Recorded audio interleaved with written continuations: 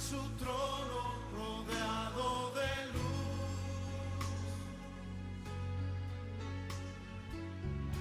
A la diestra del Padre gobierna Jesús.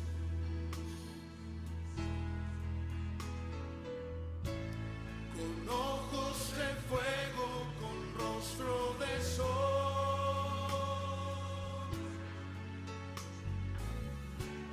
Cuando abre su boca, es trueno su voz. Poderoso, en majestad y reino, poderoso. Poderoso,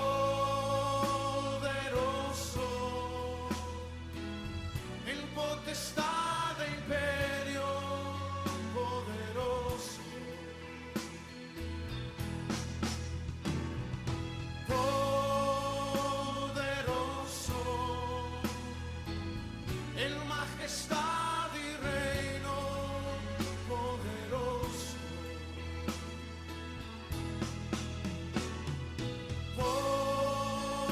Poderoso, en potestad de imperio. Como un club social, un club de ejercicio, un club, en fin.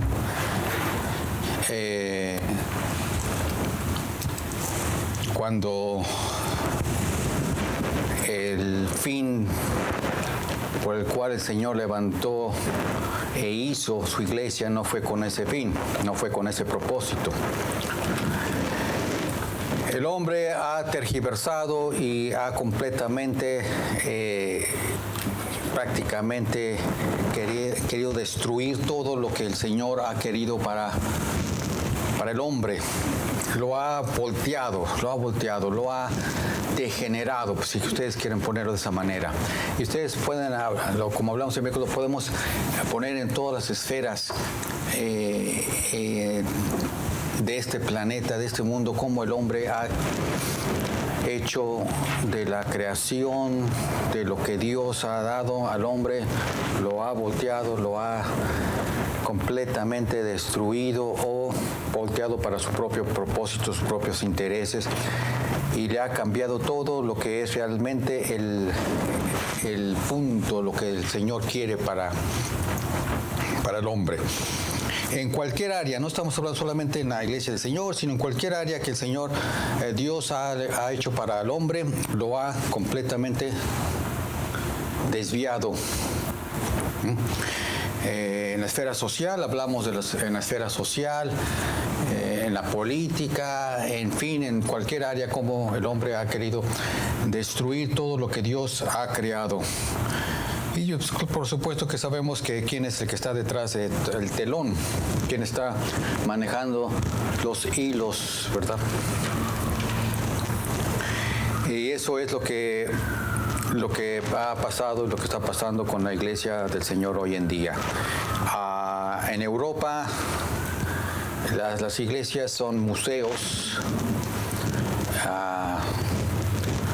Estoy hablando de los edificios. La gente también son museos.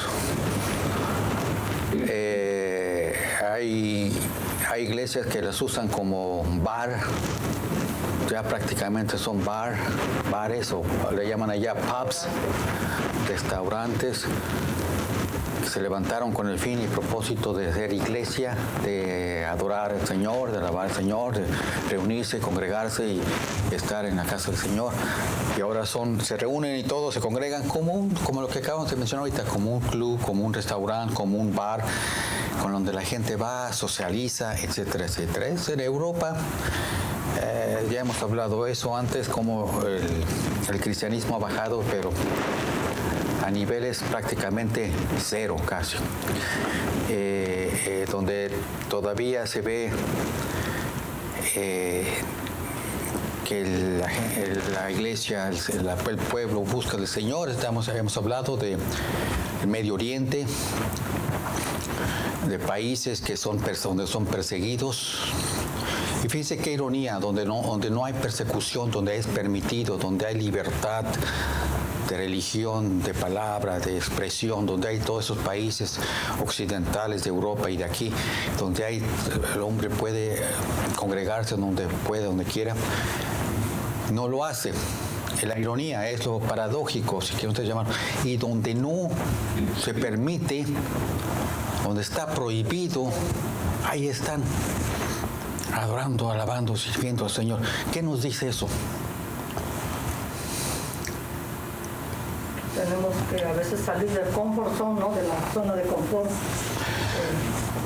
Cuando uno está pasa en la cama, ¿verdad? Cuando uno está acostado y uno tiene frío, uno no puede dormir. Y así también, si uno se pone bien cómodo, yo pienso bien cómodo, bien calientito, uno se duerme. Pienso que es la iglesia que Dios habla en Apocalipsis 3:20, que dice que estoy aquí, llamo, porque la iglesia de la Odisea es la iglesia que es iglesia pero sin Cristo adentro. Ya es más lo que estás diciendo, más actividad humana, pero el Espíritu no está ahí porque Cristo les está diciendo que lo dejen entrar. Está llamando para entrar. Entonces, si hablamos de la iglesia literalmente así lineal, ese es el tiempo que estamos viviendo ahorita, la iglesia de la Odisea, la iglesia tibia. Es la era, ¿verdad? La era de la iglesia de la Odisea. Sí, exactamente. Y ya sabemos, ya leímos, ya estudiamos lo que el Señor le habla a la iglesia de la Odisea. Y por eso no es necesario que oremos y le digamos, Señor, ¿qué es lo que tú pides o que tú tienes o que tú piensas de la iglesia hoy en día? Porque ya sabemos, ya tenemos una idea, basta con estudiar las 7 iglesias para ver en qué era encajamos o en qué parte de la ¿cómo se dice? De los tiempos encajamos de esas 7 iglesias y de lo que nos dice el Señor. Lo mismo que le dijo a esas 7 iglesias, nos lo dice hoy en día. Así que... Porque en esa iglesia la única que Dios le habla muy fuerte es la iglesia de Sardis. Les habla a 5 bien fuertes, pero en Sardis le dice que crees que estás vivo y estás muerto. Y le dice que sé vigilante y que ponga a practicar lo que todavía vive, ¿verdad? Que renueve eso, que aún vive. Y tengo unas personas ahí, o sea, todavía les da. Pero en la iglesia de la Odisea no hay nada de eso. No le dice, no tiene ningún encomio. Nada más es reprensión. Yo reprendo y castigo, dice. Sí. Y le dice a la iglesia, tú te crees que estás rica porque nada te falta, todo lo tienes y está hinchada la iglesia. Y así estamos ahorita. Bueno, pero Dios que nosotros no, pero las iglesias, mega iglesias, tienen todo. No les falta nada. Pero no abren como cuando pasó lo de una catástrofe que hubo para allá. Visitaron a una iglesia muy grande en Texas que no abrió sus puertas para que entrara la gente que no tenía, que se había quedado sin casa y sin nada. Porque no me vengas a manchar ni al pobre, no me vengas a estropear lo que tengo.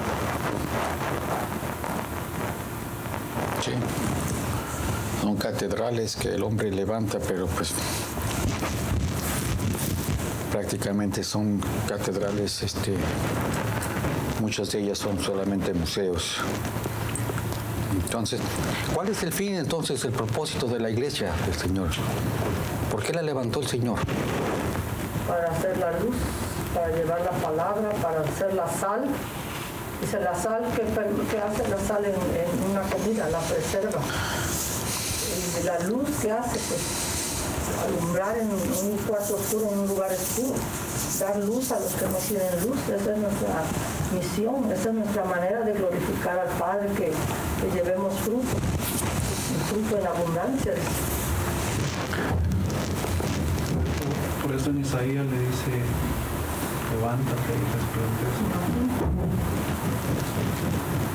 Porque ha llegado tu luz. ¿Qué? Yo pregunto.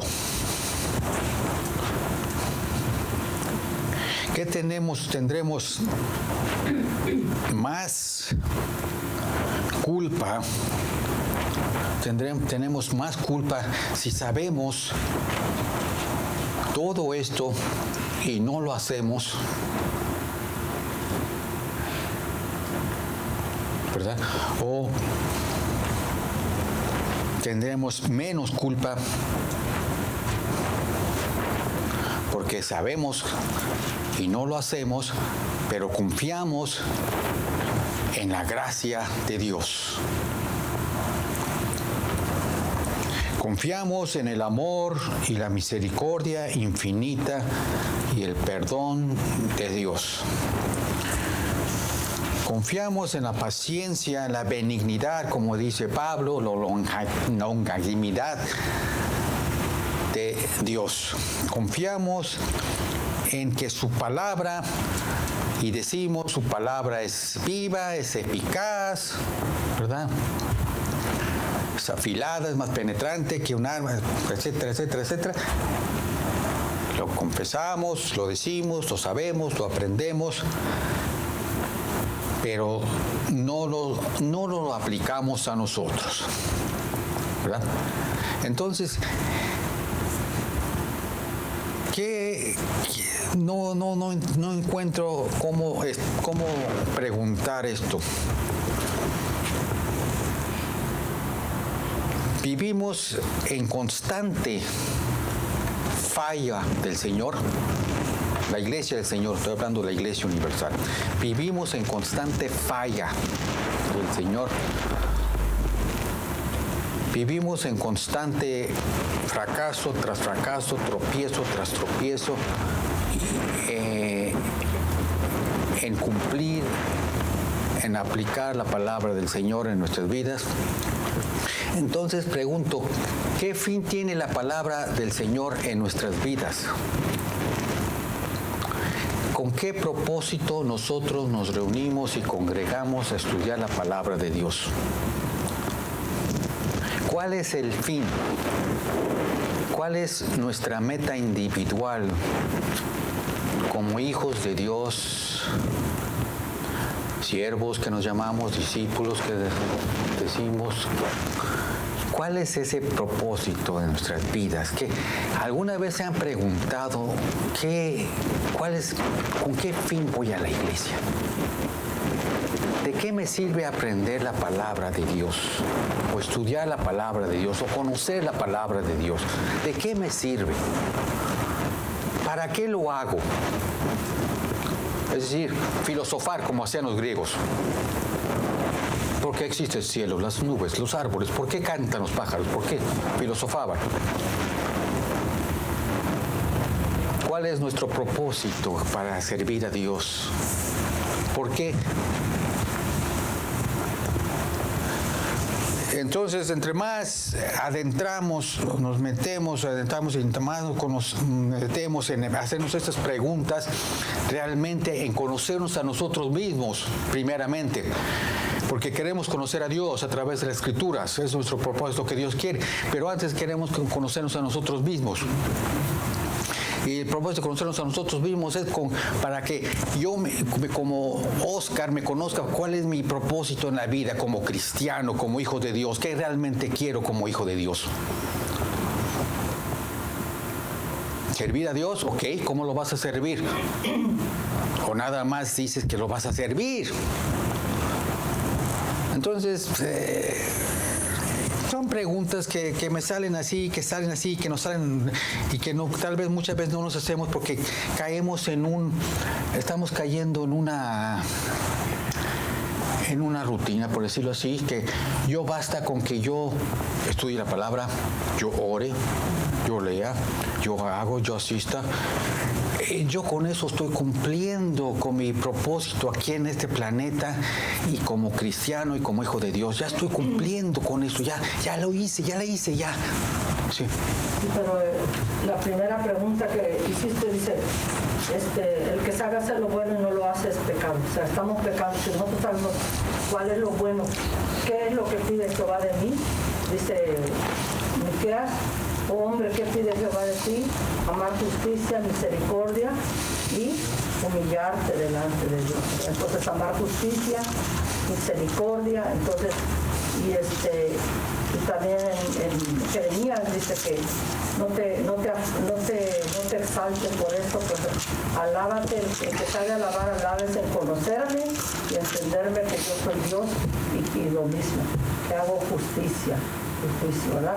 Entonces, nosotros, el propósito de venir aquí no es para... Estaba yo viendo hace un rato una canción que dice que Cristo, hasta los cantos a veces digo son centrados en uno mismo. Cristo camina distancias por encontrarme a mí. No, Él camina distancias por encontrar a las ovejas perdidas. ¿Sí? Entonces yo estaba pensando, reflexionando en lo que estaba cantando yo. ¿Dónde está Cristo ahorita? ¿Dónde está Cristo? Cristo, siempre andamos diciendo Cristo vive en mí. Porque ya no vivo yo, mas Cristo vive en mí. Y lo que yo hago ahora, ¿lo hago en qué? En la fe de aquel que yo tuviera por mí. Entonces, si Cristo vive en mí, ese Cristo que vive en mí tiene que estar haciendo lo que esa canción dice. Exactamente. Buscando en la oscuridad quién anda en la oscuridad, ¿verdad? Porque dice la palabra que Él nos pasó del reino de las tinieblas al reino de luz de su amado Hijo. ¿Sí? Entonces nosotros estamos en este mundo está en tinieblas. Estamos en este mundo no a cantar para nosotros, sino cantar para que otros vengan a Cristo. Ahorita la situación allá en Ucrania, la situación con hermanos perseguidos, vamos a pasar la película de Sarina. La situación, oramos por los hermanos que son perseguidos en todo el mundo, oramos por aquellos que no tienen que comer, les mandamos para que tengan que comer. Porque si decimos, oramos y que Dios los bendiga y que Dios nos ayude, pero si yo estoy sabiendo la necesidad y no hago nada, cuando yo sé que tengo que hacer algo por esa necesidad, no estoy haciendo nada. ¿De qué me sirve venir a la iglesia, aprender, llenarme de la palabra, si yo no aplico la palabra a mi vida? Exactamente. No sirve de nada, porque nomás estamos engordándonos a nosotros. Hay que tener misericordia, ¿verdad? Hay que hacer misericordia con aquel que necesita. Eso es lo que yo pienso y lo que yo sentí hoy.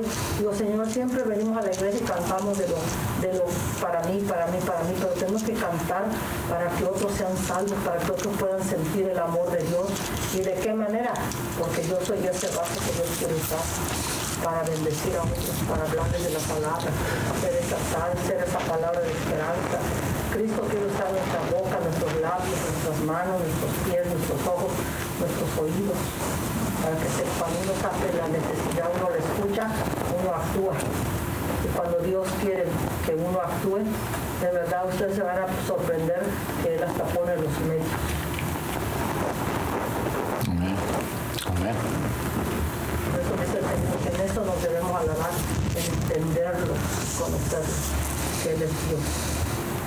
Él pone el querer, así como el hacer por su buena voluntad. Él sí pone el querer en nosotros, Él va a hacer que hagamos eso y Él va a poner los medios. Lo da todo. Él va a dar todo. Lo da todo. Pero aún así todavía hay resistencia, ¿verdad? Entonces prácticamente, resumidas por lo que acaba de decir mi esposa y lo que acaba de las preguntas que me acabo de decir, con qué fin estudiamos la escritura y todo.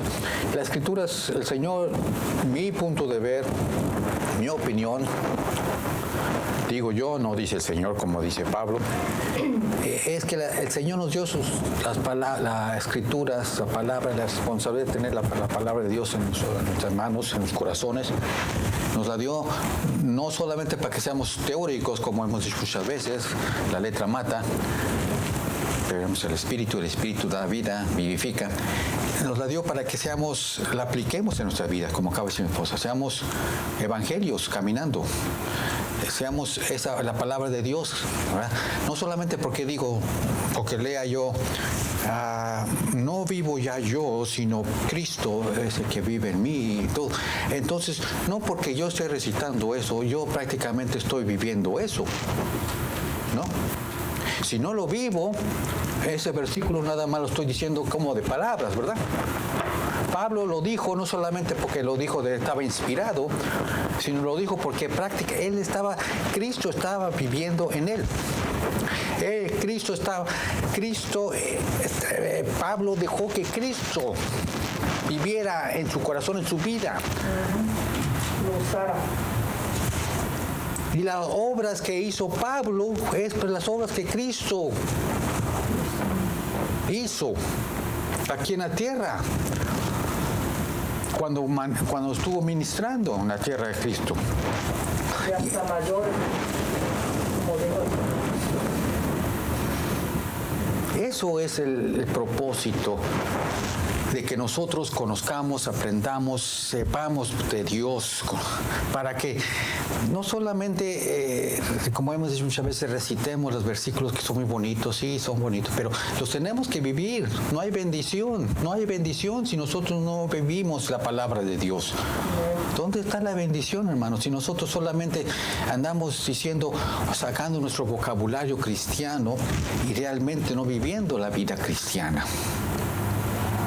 ¿Verdad? Como dice el Señor Jesucristo, de palabras, de labios, solamente de labios me honran. Pero el corazón que el Señor quiere transformar, el corazón que quiere hacerlo de acuerdo a su Hijo, está lejos de que nosotros lo dejemos que lo hagamos, ¿verdad? El propósito de la iglesia, mi punto de ver, es que desde principios de los tiempos, Dios quiere intimidad con el hombre, quiere relacionarse con el hombre. No fue el hombre que buscó de Dios primero. Si fuera por el hombre, nunca hubiésemos buscado de Dios. Es Dios el que se acerca a nosotros. Es Dios el que siempre quiere dar el primer paso para relacionarse con el hombre. Es Dios el que nos da todos los medios, las herramientas para que nosotros lo busquemos. Es Dios el que nos dio a su Hijo para que nosotros pudiésemos tener la libertad, la salvación, el perdón de los pecados, todo, y pudiésemos ser justificados delante de Él, y pudiésemos entrar al trono de su gracia, y pudiésemos hablar y orar, y Él pudiese escuchar nuestra oración. Él nos ha dado todo, ¿verdad? Él es el que se ha acercado a nosotros. Desde principios, cuando le dijo a Moisés, desde que levantó a Moisés, se relacionó, escogió al pueblo, el pueblo para que lo sirviese, para que lo adorase, para que fuese la luz de las naciones. Después vino a su pueblo que erigieran un tabernáculo allá en el desierto, porque Él quería estar en medio de ellos, Él quería estar hablando con ellos, Él quería guiarlos, Él quería conducirlos, Él quería enseñarlos, Él quería bendecirlos, ministrarles su vida, ayudarlos, darles un lugar donde fluye leche y miel, un lugar donde ellos pudiesen ser felices, no esclavos ya no esclavos, cantamos, ya no somos esclavos. No tenemos por qué temer, pero vivimos en esclavitud todavía, porque todavía vivimos en rebelión, servimos a la carne, servimos al pecado, servimos a la desobediencia, servimos todavía, y todo eso son espíritus inmundos que servimos. Dice la palabra, Pablo dice que aquel a que tú sirves te haces ¿qué? Esclavo. Al único que tenemos que servir, ¿a quién? Al que nos dio la libertad, al que dio su vida por nosotros. Entonces, desde principios de los tiempos, el Señor ha querido eso, la relación con el hombre. En la iglesia nos congregamos con ese fin. Y pues ya hemos hablado cuántos pretextos hemos. Yo puedo servir a Dios en mi casa, yo puedo servir a Dios en mi garage, yo puedo servir a Dios en mi cama, yo puedo servir a Dios, buscar a Dios. Así que, bueno, cada quien tiene sus devocionales, cada quien tiene sus momentos de intimidad con el Señor. Sí, no le quito yo eso. Sí, Sí, todos tenemos que tener nuestra relación personal con Dios. Pero también nos pide que tenemos que estar unidos. El libro de Hechos, donde dice, todo el libro de Hechos nos enseña cómo la iglesia se reunía. Ya lo hemos hablado, está cansando. Hechos 2, en adelante. Lo que acabamos de hacer, lo mismo hacía la iglesia. Se reunían, compartían el pan.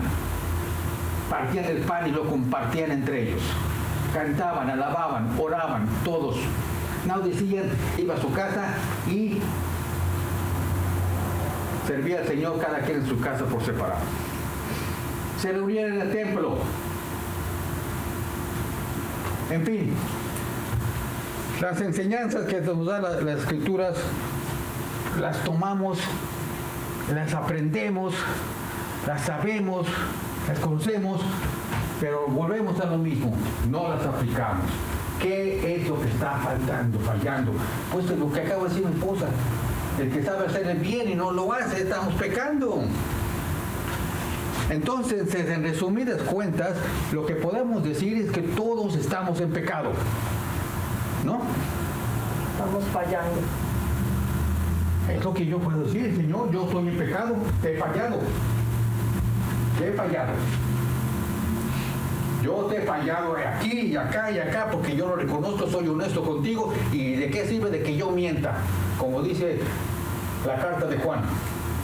El que diga que no ha pecado es un mentiroso. Pues somos pecado porque hemos fallado. Y más si lo hacemos por omisión.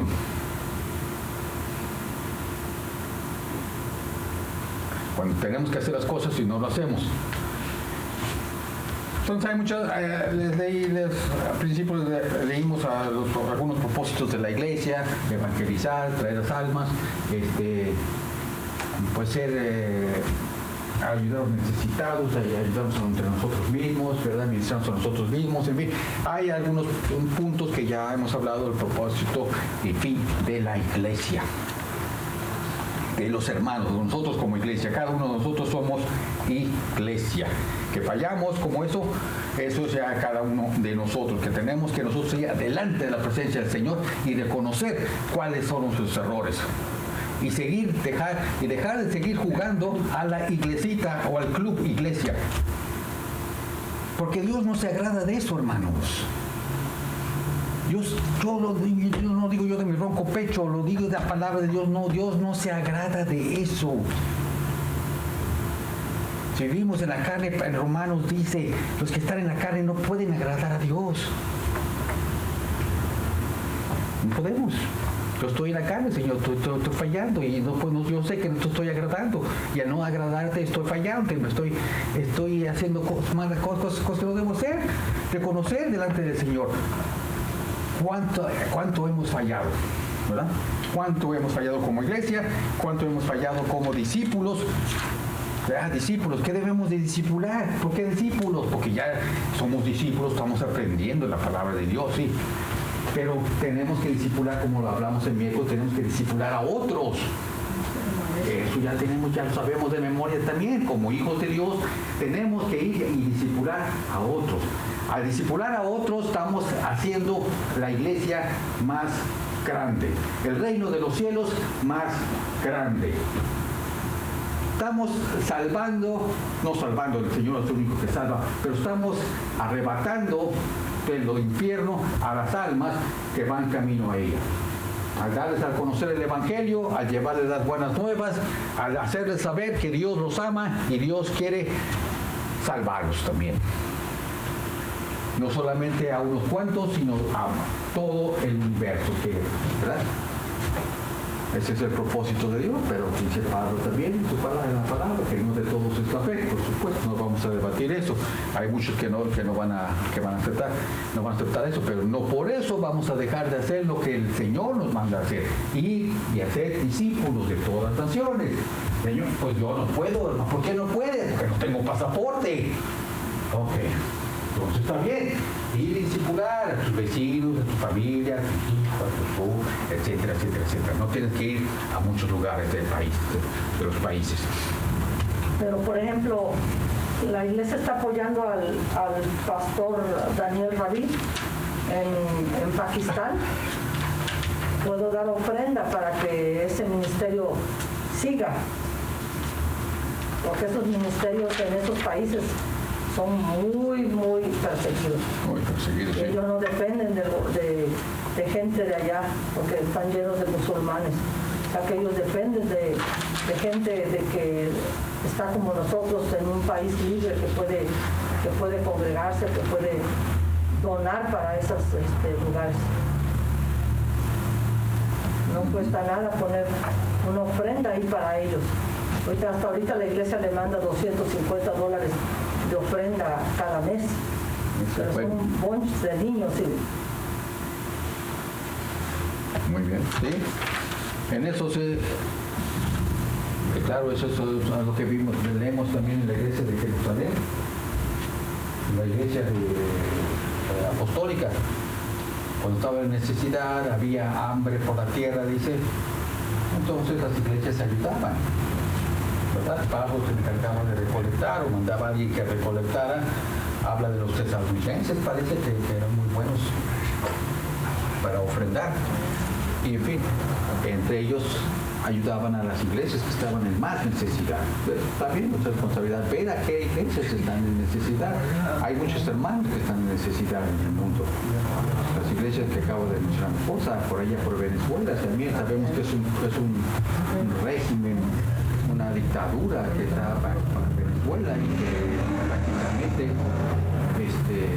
esos regímenes comunistas, socialistas, no permiten también la libertad de religión, del cristianismo. Viven en opresión y en persecución de igual manera. En Venezuela, otro país que se está ayudando, también a Pakistán, es enseguida, son musulmanes, eso ya los conocemos y lo sabemos. ¿Ahí donde estaba antes Chávez? ¿Perdón? ¿Ahí donde estaba Chávez antes? Sí. Chávez, sí, Maduro está ahorita, es el hijo de Maduro. No sé si han visto que la gente en Venezuela está buscando en la basura comida. Sí, lo han visto en televisión, ¿no? ¿Viste cómo la gente de la basura está comiendo? Ahí ese es Un hambre horrible. Los niños están hueso con piel nada más. Hay lugares que no tienen que comer. Y aquí en Estados Unidos, los restaurantes, ¿han visto cómo tienen comida? Qué barbaridad. Sí, tienen comida así ya hecha y nada más porque expira en los supermercados, nada más porque ya expiró, ya no se puede estar en el shelf, como dicen en eso. Ajá. Para vender. Lo tienen ya. Y allá en Venezuela, ¿te acuerdas que platicaban de la alcantarilla que estaba llevándose el agua con comida y el hombre metía la mano para sacar de ahí lo que pudiera rescatar para comer? Hay países que realmente, si nos pusiéramos a ver videos de todos los países, hermano, de veras que nos sacaría las lágrimas de ver cómo, ¿verdad? Y nos caeríamos de rodillas de darle gracias a Dios que vivimos en un país. Amén. Perdón. A ver, no, sí es cierto, porque en México también se sufre No, en México también. a nosotros nos quedaron con tortillas duras y chile de molcajete. Ahí no había carne. En México había, antes de esta administración que está ahorita, había 50 millones de pobres. Ahorita hay 10 millones más. O sea que la pobreza ha aumentado, pero a cantidades de... Y luego se va para allá a tapar con los países de Centroamérica. Centroamérica está... Hay mucha hambre. Y esa hambre y tanto que darle gracias a Dios, hermano. Por eso que vivimos en un país donde, como dice la Escritura, fluye leche y miel, ¿verdad? Tenemos toda clase de libertades aquí, hermano. Pero viene hambre en el mundo, viene hambre. De que se va a poner la cosa color de hormiga brava, sí se va a poner la cosa, ¿verdad?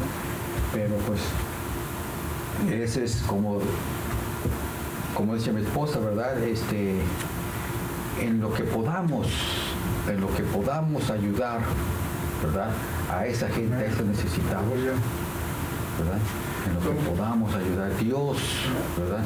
Dice Proverbios que Dios se agrada de aquellos que no se olvidan de los pobres. Sí, no podemos ir por allá, pero cuando ponemos un dinerito o algo, somos como una extensión Amén. para que ellos puedan llevar el evangelio que nosotros no podemos llevar. Y Dios ve eso bien, porque digo, bueno, pues no puedes, ¿verdad? Estás en el país de las maravillas, pues te recupera, y porque allá pues no tienen ni para comer. Ayudarnos a comprar Biblia, literatura, ¿verdad? Todos ellos con el dinero que se manda, Pues- nos ayudan a comer. Pues quién sabe si para eso Dios nos puso en este país, para conocerle, y un país que, como dice fluye leche y miel, para ayudar a los países que no tienen, para que se siga llevando su evangelio. Sí. Si no puedo, Señor, ayudar aquí en esto, en base a todos los dones que tú nos hemos hablado, en base a que yo no sé ni con cuál don tengo, no sé ni tengo ni don, por lo menos, Señor, puedo ayudar El de ayuda, dice. financieramente. El de ayuda y el de dar. Hay donde dar y hay donde ayuda. Sí, hay donde ayuda. Liberación. Donde misericordia, donde ayuda, sí. Entonces, pues, tal vez algunos de nosotros tengamos ese don, ¿verdad?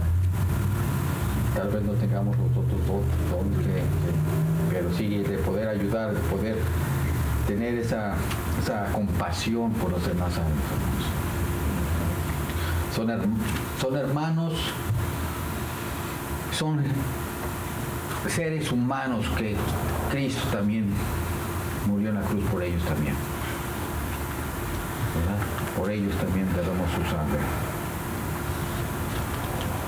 Muy bien, vamos con la última de las 4 ordenanzas que hay para la iglesia.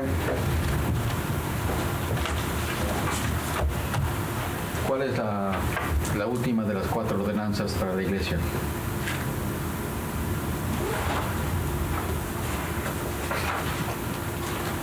Bueno, déjenme ayudarles. Ni son 4 y son solamente 2. Es el bautismo.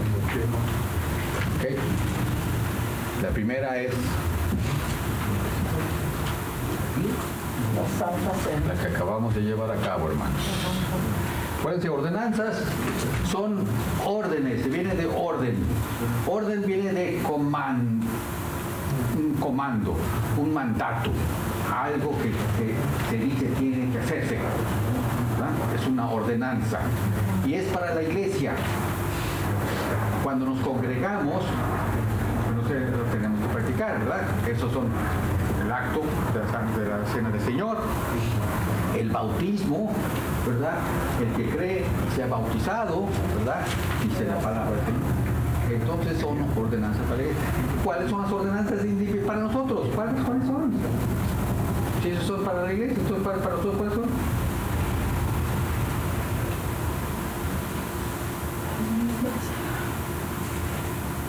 ¿Cuáles son ordenanzas o mandatos o mandamientos para ti, para mí, para todos y para mí? Es una pregunta, ¿verdad? Interesante que nos Un podemos hacer. mandamiento para nosotros es que los améis unos a otros. Esos son los dos son los que hemos hablado al principio. ¿Se acuerdan que hablamos? Eso, uno de ellos es. ¿Cuáles son los 2 principales mandamientos de la ley, Señor? Le preguntaba al Señor Jesucristo. ¿Cuáles son los 2 Amar a Dios principales sobre mandamientos de la todas ley? las cosas. Amar a Dios y No los 2, Señor. ¿Cuál es el principal mandamiento? amar a Dios Se amarás a con todo tu alma, con todo tu mente, con todo tu corazón, con todo tu ser. con Ese. fuerza. ¿Y cuál es el segundo? Es Amar a tu prójimo como a ti mismo. ese es los mandamientos, porque en esos 2 se resume toda la ley. Los 10 mandamientos. La tarjeta de resume todo. Hay gente que está bien amargada, tan amargada, es porque no se aman a ellos mismos, ¿verdad? Y que no pueden amar a nadie más, pues viven en tanta amargura. Y es de amargura. Por como eso dice Pedro. el Señor en su palabra, amarás a tu prójimo como a ti mismo. Pero hay gente que ni a sí misma se ama. Hay gente que no se perdona. Yo una vez tuve que hablar con una persona porque dice que no se podía perdonar lo que había hecho en el pasado. Le digo, entonces te crees mayor que Dios. Pues si Dios perdona ese pecado, ¿por qué tú no perdonas?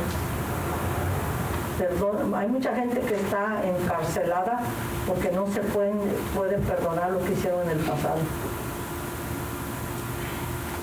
Ese es el perdón, esa es la cosa Ese es un tema espinoso para la iglesia, para nosotros, el perdón. Y no solamente esa gente que dice mi esposa que vive amargada, muchos de nosotros vivimos de esa manera, falta de perdón también. Y vivimos como hijos de Dios, seguimos caminando, seguimos en ese peregrinaje en los caminos del Señor y todavía hay falta de perdón en nuestras vidas. Y hay el denial, como dicen en inglés, el rechazo de aceptar que yo no puedo perdonar, o todavía hay falta de perdón en mi vida, no lo podemos aceptar el hecho. Pero hay falta de perdón todavía, yo sé, tal vez que hay en nuestras vidas. Y es, realmente eso nos aleja, ¿verdad? ¿Qué crea la falta de perdón? Pues eso, amargura a la larga, ¿verdad? Y nos va alejando de la gracia, dice la palabra, la amargura nos aleja de la gracia de Dios. Eso es lo que nos hace. Es un tema también que, entre tantos, que vale la pena, ¿verdad? Nosotros en nuestra vida escudriñar. Escudriñémonos a nosotros mismos, dice Pablo. No sea que nos hayamos reprobados. Entonces, pues, la iglesia se reunía cada primer día de la semana, que es el domingo, lo leímos, Hechos 27. Los discípulos se reunían a partir del pan, lo que acabamos de hacer. Se reunían a alabar al Señor, a adorar al Señor y a orar. Es lo que pide, lo que se hacía. Que a unos los que dicen que no se debe uno reunir, que no se debe uno congregar, que unos, y en base a eso, usan este versículo. Fíjense que todos los que se oponen a la palabra de Dios o a alguna doctrina de la doctrina del Evangelio, siempre buscan un pretexto o un versículo para apoyar su debate o su excusa. Dicen que no hay razón por la que congregar. No hay razón por qué haya iglesia. Todo lo que hemos estado hablando, ellos dicen que eso no está bien. La iglesia no está, no tiene por qué congregarse. ¿Por qué? Ellos dicen, porque el Señor Jesucristo lo dijo. ¿Cuándo?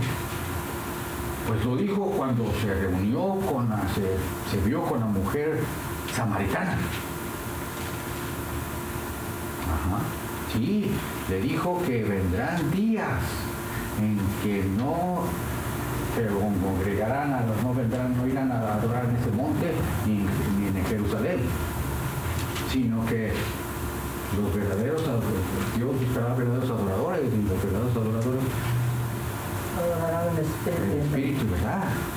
Es decir, que Jesucristo estaba diciendo que no es necesario que vayan a adorar al templo de Jerusalén, ni allá al templo de Baal, sino que lo que tienen que decir solamente que lo adoren ellos mismos, cada uno. Entonces, cada uno usa un pretexto para eso, ¿verdad? Tal vez ustedes lo vayan a encontrar cuando ustedes le digan a alguien, vaya, que no te congregas, y tal vez le saquen este versículo. Pero ustedes van a ser más astutos y más conocedores de la palabra, que le van a contestar. ¿Qué? ¿Qué le van a contestar? Dice en Hebreos no dejaban congregarse. Eso. Muy bien, hermanita. Tanto más que ves que el día se acerca. Eso. Estamos más cerca de la salvación que antes. Bueno, entonces el bautismo, pues no hay mucho de qué hablar del bautismo. El bautismo ya lo hablamos cuando hablamos del libro de Hechos. ¿Qué decía algo, hermano? El bautismo pues es una ordenanza, es un acto de fe, perdón, y obediencia, no es un paso o un mandato o una ordenanza para la salvación, ¿verdad? No, que dice en el que crea, primero es la fe. Nosotros somos salvos, ¿por qué? Fe. La fe de Cristo. La fe, ¿verdad? Entonces el bautismo es un acto de fe, de obediencia, etc. ¿Y qué significa el bautismo? Pues también ya lo hemos hablado, lo que todavía no entiende muy bien. Romanos 6 habla del bautismo. Sepultados con Cristo. Sepultados con Cristo. ¿Cuál es el primer día de la semana? El primer día de la semana es viernes. ¿Jueves? Domingo. Domingo. Ah, gracias. Ok, domingo. Entonces, eso es el bautismo prácticamente. Cuando se va a bautizar, cuando se bautiza a alguien, entonces se da ese estudio, un pequeño estudio, mi esposa precisamente de lo que la da, para que sepan a qué van. Ese es el propósito, porque todos tenemos que saber a qué vamos. No voy a bañar solamente, aunque meta pum el agua ya, algo. Tiene Lo que representa. Tenemos que saber cuál es el propósito de que, así como cuando hemos hablado, cuando venimos a los pies del Señor, tenemos que saber cuál es el fin de que ustedes van a dar pasos de salvación, ¿verdad? No nada más empújelos hasta el frente, órale, pasa de allá para que sea salvo, ya no. Tenemos que explicarles por qué van a ser salvos, por qué, y ese es el proceso de la salvación. Está hablando del bautismo en agua. En agua. En agua. En agua, eso es simbólico, ¿verdad? Simbólico, el bautismo en agua es simbólico. Ese nos representa la muerte y la resurrección, eso es todo. Jesucristo nos enseña a una nueva vida. O sea, con testigos ahí que nos ven, nosotros estamos aceptando que cuando me sepultan, yo me sepulto con Cristo y que resucito igual con Cristo para una nueva vida. Es un mandato. Es un mandato, es una orden. Porque mucha gente no se quiere bautizar, dice, no, yo ya me bauticé de niño. Pero pues necesitas el bautismo, porque dice que el que creyera y fuera bautizado. Cuando eras un baby no creías. No sabías ni sabes lo que hiciste. Tienes que saber lo que estás haciendo. Sí, sí. Porque eso es lo que el católico te saca luego. Dice, no, pues yo fui bautizado como niño. Sí. Lo primero que te dice. Es una cosa maravillosa el hacer ese orden de Dios de bautizarse. No se me olvida el día que yo fui bautizada por la iglesia cristiana. Toda la noche yo no dormí. Era dando gracias a Dios porque yo sentí realmente eso, el efecto que hizo en mi vida ser bautizada. Sí, esa es una experiencia muy, muy bonita eso. Y si hay alguien que quiere ser bautizada, tengo a alguien ya que me pidió que quiere ser bautizada. Si hay alguien más, también que se anote en la lista porque necesitamos lavar el jacuzzi y ponerle el agua caliente. ¿No está correcto que una persona se bautice 3 o 4 veces? No. El límite es 1.052.000 veces. A no ser que si no lo hizo con esa fe la primera vez o porque lo obligaron y lo hizo porque más bien lo obligaron, sí está bien. Porque a mí una vez cuando un pastor me dijo, bautízate otra vez porque no me bautizó, sino me bautizó otro pastor. Le dije, ¿por qué me voy a bautizar? Yo cuando lo hice con tanta fe que todavía me acuerdo que esa noche no podía dormir. Del gozo que tenía. Yo no tengo que ser bautizada. Lo hice una vez y esa vez yo supe lo que sí. Pero si la persona se siente que la primera vez no lo hizo con esa fe, debe ser bautizado. Sí, es lo que exactamente, qué interesante punto, porque como dije, muchas veces lo hacen con el fin de que son presionados o porque ya toda la iglesia bautizó, falto yo. No, es un acto, como dijimos, de obediencia y de fe. Y todo lo que se hace sin fe.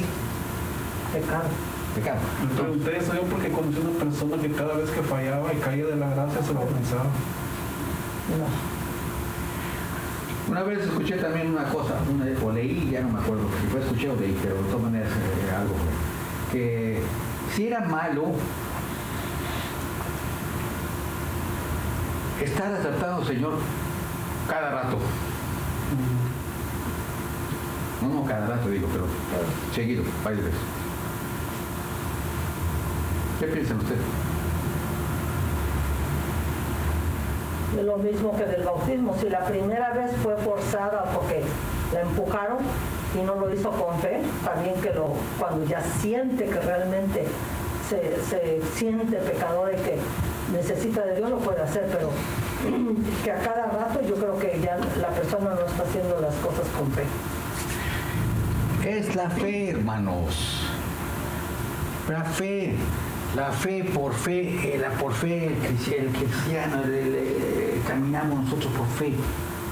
Si tú por fe, tú sabes que no sientes algo que tú no has recibido, Señor, que no tienes en tu corazón, que sientes en tu corazón que cuando los pasaste al frente te empujaron, presionado, o no lo hiciste con esa fe, con ese amor, con realmente ese arrepentimiento, porque uno va con arrepentimiento, corazón contrito.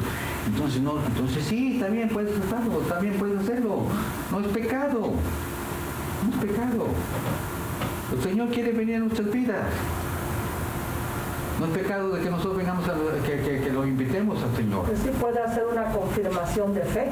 Eso solamente, Señor, ven a mi vida, porque realmente yo lo hice precipitadamente, jugando, sin fe, en fin, presionado, etcétera, etcétera. No tiene nada malo que lo hagamos. Lo hagamos, pero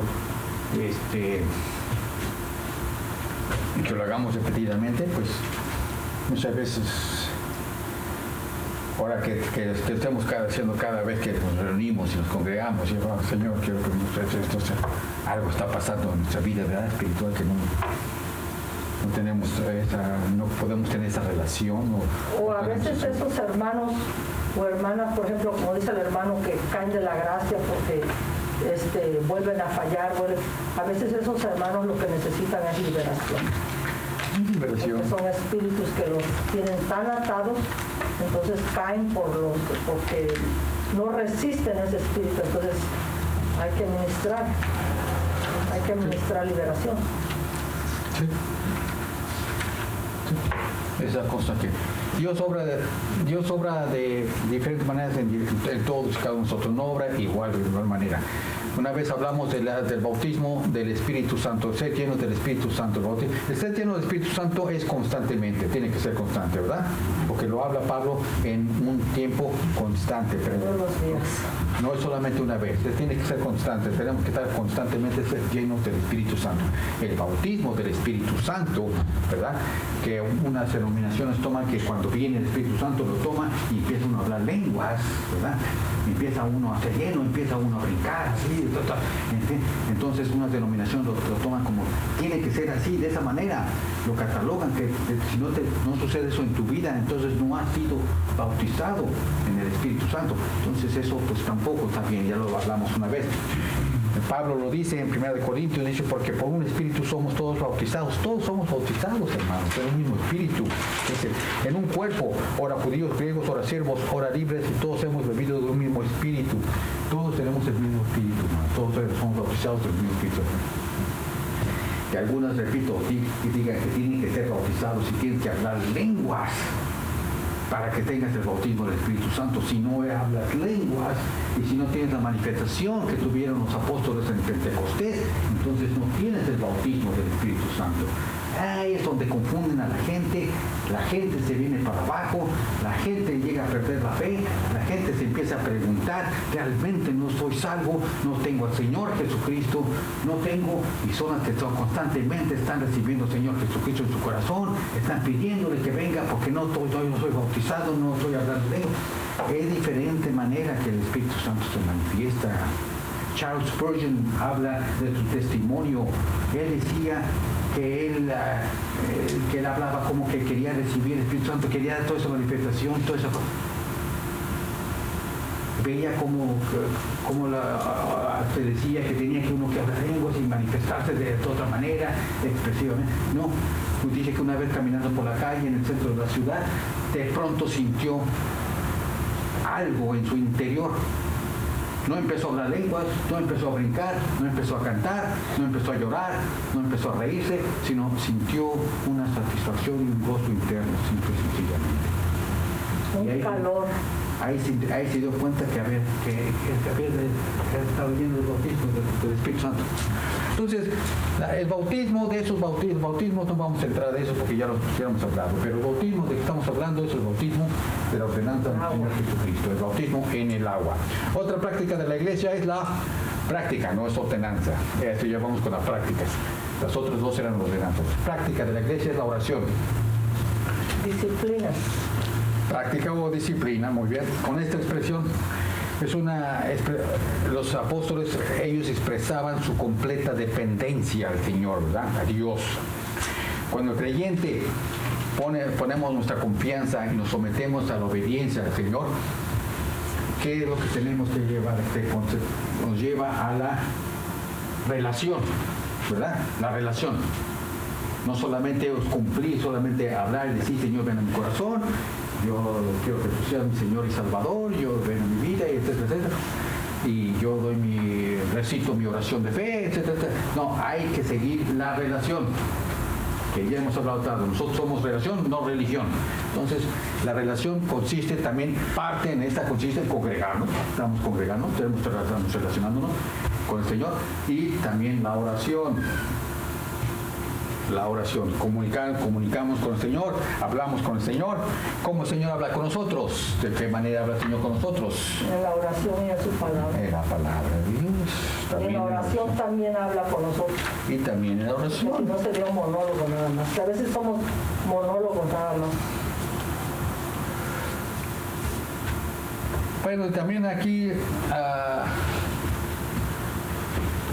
la oración puede ser en privado, la oración que hemos hablado también, puede ser en privado, puede ser en público, como lo hacemos ahora, ¿verdad? Con los servicios de oración. También podemos encontrar muchas excusas para no orar, para no reunirnos en los servicios de oración, en fin, para todo hay excusas, eso no basta con ¿cómo se llama? No basta con decirles, pero para todo tenemos una justificación. Todos hay excusas llenas de colores y de sabores, de todas, hay de todas. El versículo 43 de Hechos 2 nos dice que todas personas tenían temor, dice, y muchas maravillas y señales eran hechas por los apóstoles, hablando del libro de Hechos 2. Es decir, había manifestaciones del poder de Dios, y había asombro, había maravillados, podían ver el poder de Dios en la iglesia del Señor, cómo se movía y se manifestaba a través de milagros y maravillas y señales y todo eso, ¿verdad? Es una manera, era una manifestación que Dios le dio a la iglesia en esos tiempos. ¿Con qué fin? ¿Y por qué? Esa es una pregunta. Y la otra pregunta es, ¿por qué en estos tiempos no pasa esto con la iglesia del Señor? ¿Por qué la iglesia apostólica dice, todos tenían temor, se maravillaban, había maravillas, señales y milagros y todo eso, y todos tenían temor, y buscaban, no temor de pavor, sino temor De Dios. de Dios. Yo digo que porque estaban llenos del Espíritu Santo y ahora las iglesias no están tan llenas del Espíritu Santo. Sí. Está por las vírgenes que estaban en sus lámparas llenas y las otras se preocuparon. Sí, esa es la principal razón. Los que debaten esto, los que contradicen esto, dicen que, claro que no tienen su excusa y su justificación, como acabo de decir, dicen que eso era para la iglesia solamente apostólica, solamente para ellos. Todos los tiempos. Esos tiempos solamente. Hoy en día era porque tenían que convencer al pueblo para que se vinieran y se hicieran cristianos. Pero hoy en día no es necesario eso. ¿Por qué no es necesario? Porque ahora lo han sustituido por programas de hombres más que por el programa de Dios. Exactamente, han hecho de la iglesia, de la ordenanza, de los mandatos del Señor, de lo que el Señor dispuso, cómo hizo el blueprint, o sea, trazó el plano de la iglesia, cómo lo trazó, cómo el Señor lo hizo. El hombre, como dije al principio, lo hizo de diferente manera, ya lo trazó de diferente manera. Este plano ya no sirve, dice el hombre, este plano era para el siglo I. Estamos en el siglo XXI, ya 20 siglos han pasado, ya hay que hacer otro plano más moderno, con ideas más modernistas, quitar esto, poner esto programa, quitar este programa. El Espíritu Santo aquí hay que quitarlo, hay que poner hombres, líderes con ideas, en fin, más creativas, más modernistas y todo eso. Entonces todo esto se ha tratado. Y aún así quiere la iglesia ver señales y maravillas y milagros y todo eso, cuando quitamos al hacedor de las señales y maravillas y ponemos al hombre que es ahora el que hace los milagros y maravillas y todo eso. Y a veces ni son milagros, sino como estaban en la televisión, son actores que ya están pagados para que digan que hicieron el milagro. Ahora hasta hacen chistes de lo que es el cristianismo en algunas películas. Sí, hacen una mofa la iglesia. Ustedes lo ven en Hollywood cuando pasan a una iglesia cristiana, pero cuando pasan a una iglesia católica, es muy solemne, muy sobrio, toda su seriedad. Pasan los servicios en las películas en la iglesia católica, pero pasan un servicio de una iglesia cristiana, es burla, mofa. A eso ha caído la iglesia, a eso la hemos llevado, mejor dicho, en la iglesia. Entonces, quiero terminar ya, faltan... Pero gracias a Dios que dice el Señor que tengo unos que no han manchado sus vestidos. No todos. Las puertas del infierno no van a prevalecer contra la iglesia del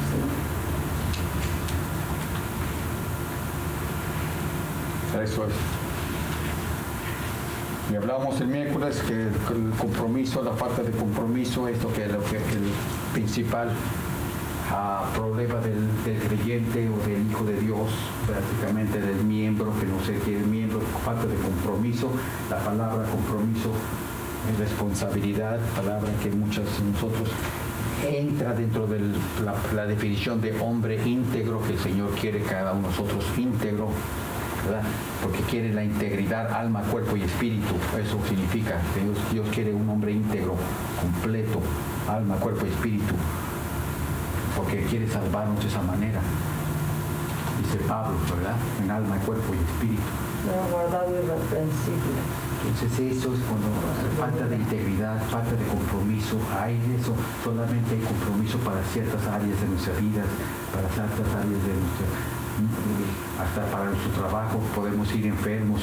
No estoy diciendo que vengan enfermos a la iglesia, no lo tomen así, ¿no? Pero ahí vemos la completa prioridad,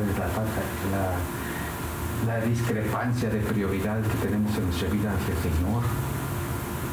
Ahora, si lo hacemos con respecto a la asistencia a la iglesia, ¿cómo lo haremos con respecto a la lectura de la Biblia, a nuestros devocionales, a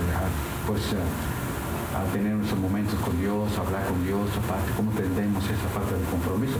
Esa es otra falta de como que creyentes que estamos fallando en esas áreas, Señor. Un predicador dijo una vez, ya terminamos, hermanos.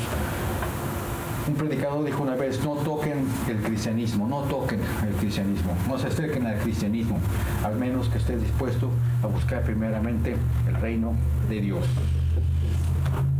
y su justicia. ¿Quién es el reino de Dios y su justicia? Cristo, ¿verdad? Es lo que dijo. Y Pablo nos enseña en todas sus cartas, Cristo primero. Cristo es el centro del Evangelio. Dice Pablo, yo soy cristocéntrico. Toda nuestra vida tiene que girar alrededor de Cristo Jesús. Y cuando nosotros pongamos como prioridad, como número uno, a nuestro Señor Jesucristo, nuestras vidas empezarán a cambiar en todas las áreas.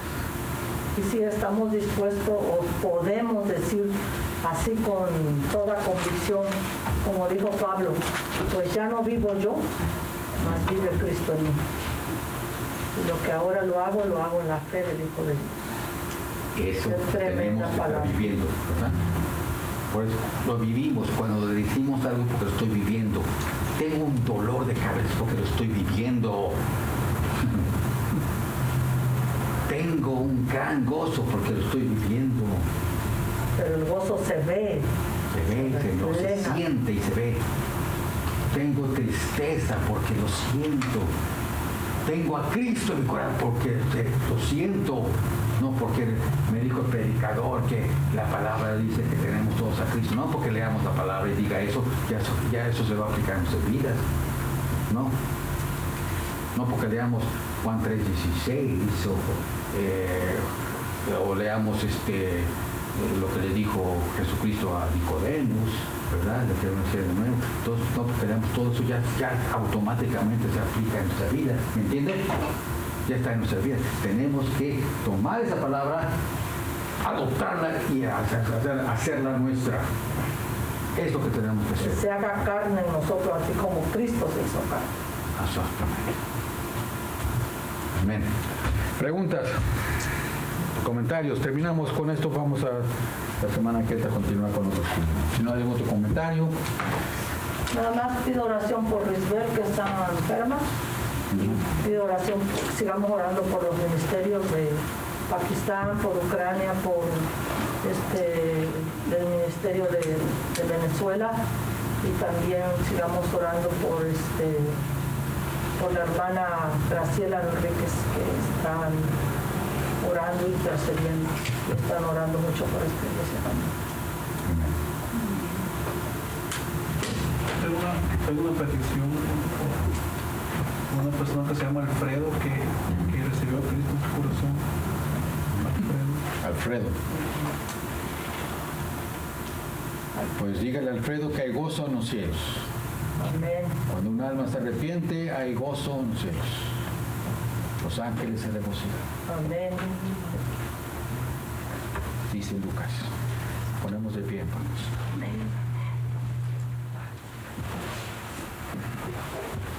Padre, venimos ante tu presencia, Señor, ante tu trono de gracia, en el nombre maravilloso de tu Hijo, Cristo Jesús, tu Señor, nuestro Salvador.